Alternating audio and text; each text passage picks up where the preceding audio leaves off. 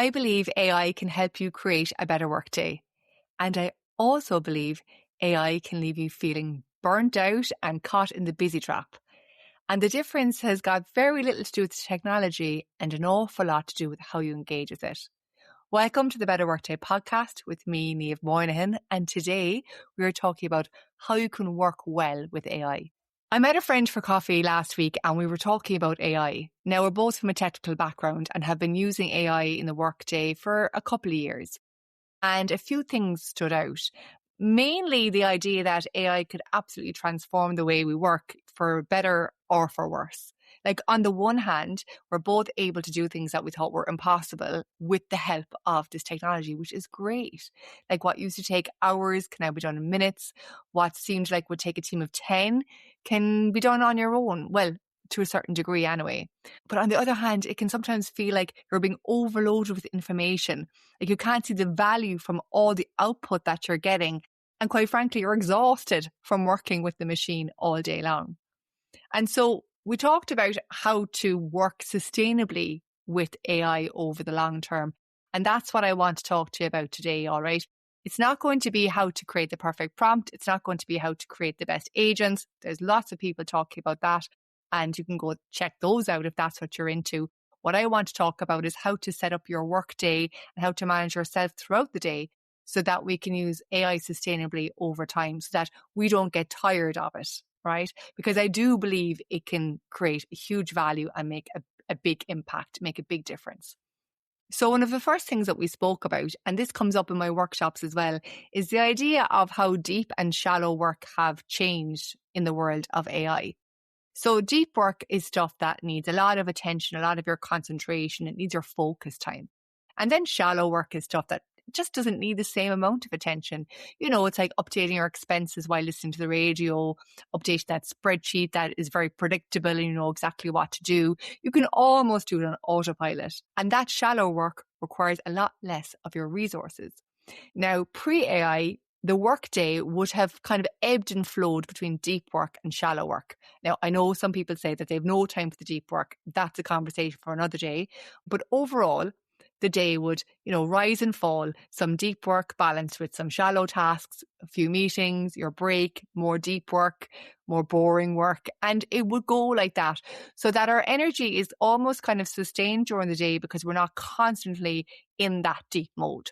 Now AI has the ability to take a lot of the boring, mundane, routine tasks off us. And I know a lot of people have been using that technology to, automate those things so that you don't have to, review your expenses yourself, so that you don't have to do your own end of month analysis on your own. You can just send it to AI. It'll do that work for you and it'll give you the output. But there's two problems here. First of all, the volume of information we're getting from AI can be overwhelming in itself, and it can be hard to see what's valuable and what's just information. And even sifting through the information to identify what's really useful can take its toll during the day. So that's another different type of work that I suppose a lot of us wouldn't have had to be doing before. But apart from that, we were after delegating the boring work. And do you know what we do with the time that we got back? Well, what we don't do is, take a longer break or do other shallow work. It's more likely that you've replaced the time you spent doing the boring work with the time spent on more intense work or more creative work. And so you might find yourself in a situation where you no longer need to spend an hour updating that spreadsheet. Well, you're not going to go to a different spreadsheet and update that. Instead, you're probably going to tackle that research project that you wanted to do, or that big problem that you wanted to solve, or that new product you wanted to create. Much deeper work. And that requires more of us, more of your energy, more of your attention, more of your focus, more of your creativity. And so our workday, which used to be balanced between, light effort tasks and heavy effort tasks, is now getting very, very heavy. And the working day, the amount of time we have to be available for work, is not getting shorter. And so it's no wonder that you're feeling more tired at the end of the day because you're doing heavier work all day long. So to balance this, it's really, really important to take more micro breaks, so take more breaks during the day, and also to actually keep some of the boring work, just a little bit of it, just to allow yourself to have some slow brain time, as I call it. And maybe, you know, it could even be you saying, look, I'm going to let the AI do all the automated stuff, but I'm going to do my brainstorming on paper for a change, or I'm going to, you know, go for a walk to think through this other problem. You have to find ways to take a break from the screen, to take a break from deep active work. Otherwise, you're going to feel like it's Friday evening when it's only Tuesday afternoon because we're packing more intense work in. So that's the first thing. And then, as I mentioned briefly there, the information overload is another piece. So we have to, I suppose, at least appreciate that we are taking in far more information than we would have in the past. Okay. So maybe I used to historically put out one blog a week. Like technically I could probably like ask AI to create 10 blogs. It'll give me that content within a few minutes, and then I could review them within a day. And that volume of output is just insanely high compared to what we're used to. And unfortunately, what happens is when we're able to do more, we usually expect more, and more is expected of us. So it's not like I'm going to say, well, you know, I still only have to do one blog a week. It's more likely you're thinking, oh, I should probably do more because I can. Again, always pushing the bar further out. So for this, it's really, really important for you to define what success looks like every week, what's expected of you, what is necessary for you to achieve your own goals, your team goals, your company goals, and to be careful of overextending beyond that, of creating unrealistic expectations. Because even though, let's say in that example, I'm not the one writing the blogs anymore, I still have to review them. I still have to edit them. I still have to be the one to make the decisions around whether or not this is good or not. And so it is still work. It's just a different kind of work. And so that's what we were chatting about. You know, it's great that we're delegating the boring work, but what are we replacing it with? And then I suppose we kind of moved into this idea around, you know, how AI can be a team member. Now, I am an advocate of considering tools and technology as a member of the team, a digital member of the team, in the sense that, you know, just like you would for a human team member, you'd ask, what is the role of the tool or the technology? What does that technology need from you to be successful? What do you need from the technology? How do you want to engage with it? How are you going to evaluate the working relationship? Like as a team member, as a digital team member, I think that's a really good framework to have. But it is still technology. And I have never seen anybody look at their accounting software or their CRM or any kind of technology the way that they look at AI. Like I've never known anybody to talk about, let's say, Google the way that they talk about ChatGPT and Claude. We almost humanize them to a degree. And look, I mean, I'm guilty of this because when I deliver training, I joke that, you know, we've got chatty AI because it never shuts up. We've got curious Claude always asking me questions. We've got generic Gemini because I think Gemini has got a long way to go. And could do better Copilot, although I heard Copilot is meant to be getting better. So like even I kind of almost assign personalities to this technology. But what's concerning about that is we're seeing situations where people are going to the technology over going to their colleagues. So they're seeing the technology as the team member, like the only team member, and not considering the wider team. You know, the AI is now your work bestie. And some of the issues with that really are, first of all, you're spending too much time inside the technology. So again, that's going to drain your own mental resources. And also you're not getting the wisdom, the knowledge, the social interaction from your colleagues, and you're not getting any pushback. So yes, you can prompt AI tools to be more challenging. Okay. And like I've done that now with Claude, and I've asked it to please not accept everything I say as, you know, the best idea in the world.